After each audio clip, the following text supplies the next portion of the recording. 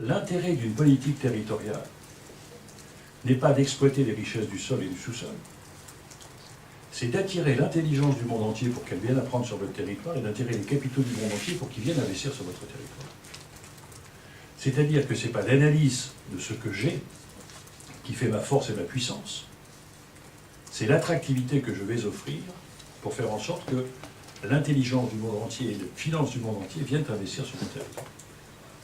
Et c'est là où on s'aperçoit que la transition énergétique est-elle un facteur d'attractivité ou pas? C'est que dans l'énergie, on voit bien qu'aujourd'hui, l'attractivité des territoires passera par des indicateurs de qualité, dont la maîtrise du CO2, dont les pollutions, dont la santé, peut-être des éléments déterminants. C'est la raison pour laquelle, au Conseil, nous avions, avec France Stratégie, travaillé sur toute une batterie d'indicateurs qui échappaient au PIB.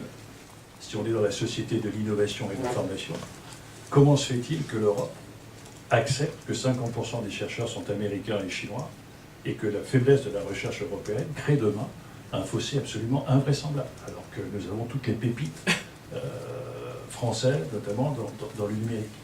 On voit bien que la bataille des banques de données est un élément totalement déterminant.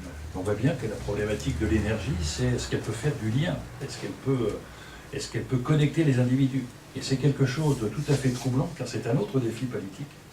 C'est qu'à partir du moment où la France continue à cultiver l'unité et l'uniformité, au lieu de refuser d'accepter la notion de diversité, on accepte de facto que se créent des communautés connectées qui sont en train d'avoir leur propre loi, leur propre religion, leur propre économie contestataire.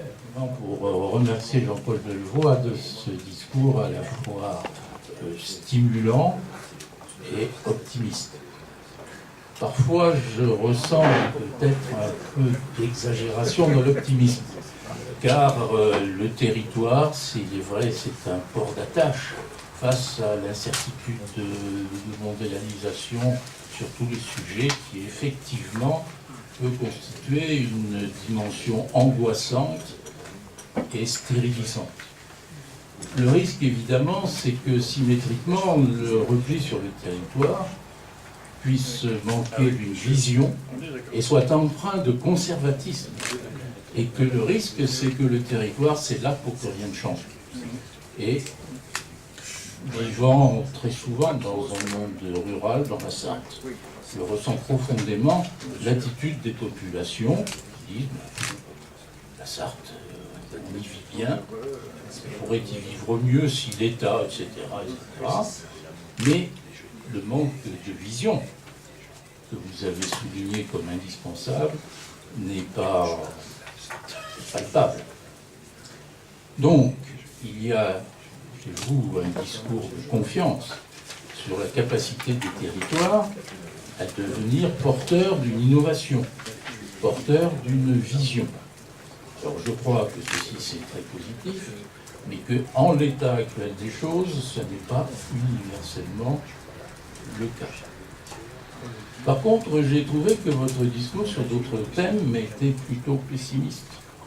Personnellement, j'ai une énorme confiance dans les jeunes d'aujourd'hui.